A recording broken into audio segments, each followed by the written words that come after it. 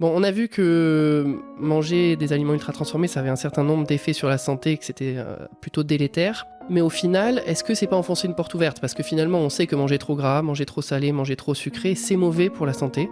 Est-ce que le fait que en plus les éléments soient ultra transformés, ça entraîne un sur-risque ou pas? Alors, c'est vraiment l'hypothèse qu'on avait à la base de tester ça. Et justement, on a montré, et c'est le cas dans la majorité des autres études dans le monde maintenant sur aliments ultra transformés et santé, que même lorsque on prend en compte dans nos modèles, on appelle ça nous ajuster en statistique, sur les apports en calories, en gras, en sucre, en sel, en fibres, tout ça, des participants, même lorsqu'on met toutes choses égales par ailleurs sur les aspects nutritionnels, il y a quand même les associations significatives entre ultra transformés et maladies.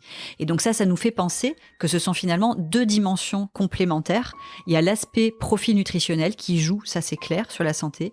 Il y a l'aspect ensuite transformation, formulation, les additifs, etc., qui est une autre dimension complémentaire. Quand les additifs sont autorisés par l'autorité européenne de sécurité des aliments, l'EFSA, elle prend en compte les preuves disponibles à un moment donné.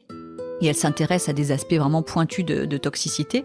Mais toutes ces preuves-là sur l'effet sur le microbiote, le métabolisme et la santé humaine à long terme, finalement, ça n'était pas présent dans les évaluations jusque-là.